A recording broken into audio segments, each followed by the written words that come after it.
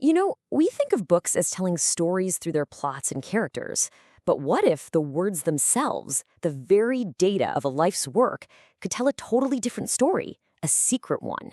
Well, today we're going to dive into some incredible research that uncovered just that. And the author at the center of this is none other than the brilliant Sir Terry Pratchett. I mean, for decades, this man gave us the Discworld series that's 41 novels, a whole universe packed with wit, amazing world building, and just pure comedic gold. But here's the thing. That entire collection of books, it's not just a library. It's a massive, massive data set of language. So that leads to this incredible question. Could it be that as his career went on, a much more personal, even tragic, story was being written between the lines, not in the plot, but literally encoded in the words he was choosing? Okay, so Section 1. This is where it all begins, a story within a story. It all started with a diagnosis that kicked off a whole scientific mystery. So here's the basic timeline to get us all on the same page. The first Discworld book comes out way back in 1983. Fast forward to December 2007, that's when he was diagnosed with something called posterior cortical atrophy, or PCA. It's a really rare form of Alzheimer's. And he kept on writing, incredibly, until he passed away in 2015. Right, and this next part is absolutely critical to understanding the whole thing. A quote from the study says that Alzheimer's pathology starts many years and perhaps decades before symptoms. Think about that. The disease is quietly at work for a long, long time before anyone even knows it's there. That silent period, it's called the preclinical phase. And that is the key to this whole investigation. So the big question is, how on earth could scientists go back in time and find signs of that silent preclinical phase? Well, they basically became language detectives, using a special set of tools to hunt for clues hidden right there in his writing. Okay, so the first tool in their kit is this idea called lexical diversity. It sounds fancy, but it's pretty simple, really. It's just a measure of how rich and varied someone's vocabulary is. The best way to think about it is like a painter's palette. Is the writer using a massive, vibrant range of colors, or are they kind of sticking to just the basics? Here's a super simple example. On the one hand, you have the big dog ran, the big dog was fast. See how big and dog are repeated? That's low diversity.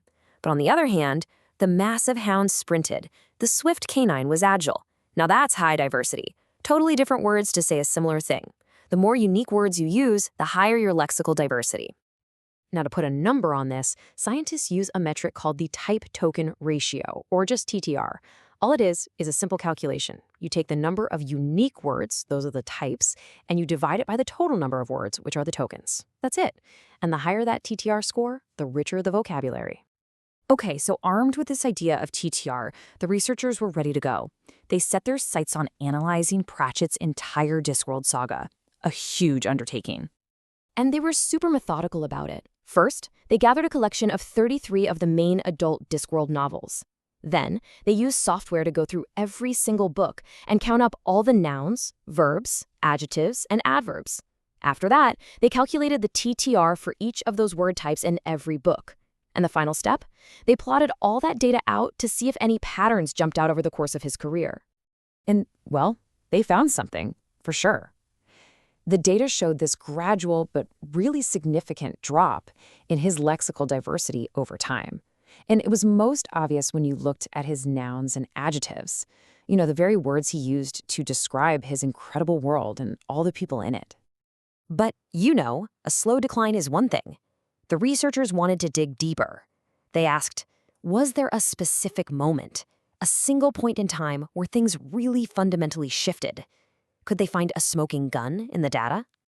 And it turns out, the clearest signal, the loudest warning bell, was in his adjectives. The TGR for adjectives was so accurate, it could tell the difference between his early and later books with incredible precision. I mean, it perfectly identified every single one of his later books. Because the signal was so strong, the scientists could actually calculate a precise numerical threshold for this change. And that number was 0.227. That was it. That was the magic number, the critical line in the sand.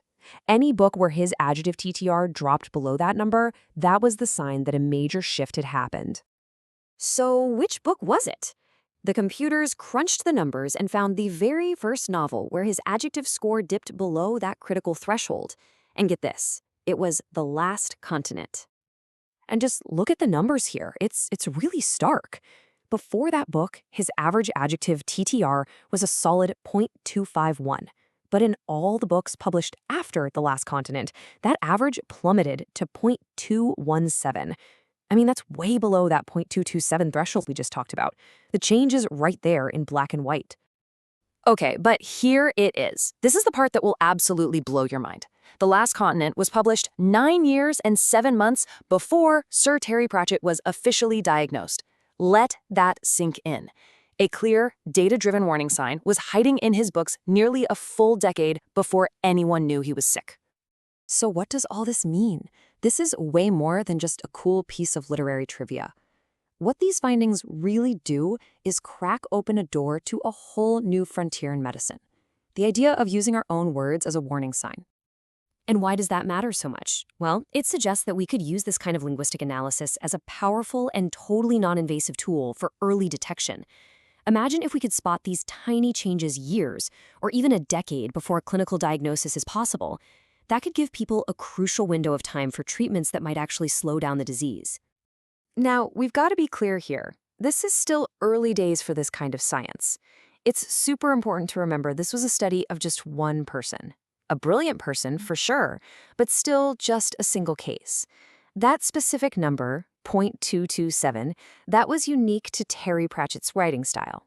It's not some universal number we can apply to everyone. We definitely need a lot more research with much larger groups of people. But the real promise here, and the study points this out, is the idea of personalized, longitudinal linguistic monitoring. Whoa, okay, that's a mouthful. What it really means is tracking your own language over time against your own baseline. The idea is that a change from your personal normal, not compared to me or anyone else, just you, could be the earliest possible flag that something's up, and it might be time to talk to a doctor. And that just leaves us with this huge, thought-provoking question, right? Think about it. We are all creating this massive trail of linguistic data every single day. In our emails, our texts, our social media posts. What other secrets about our health are just sitting there, hiding in plain sight, waiting in the data we create every day?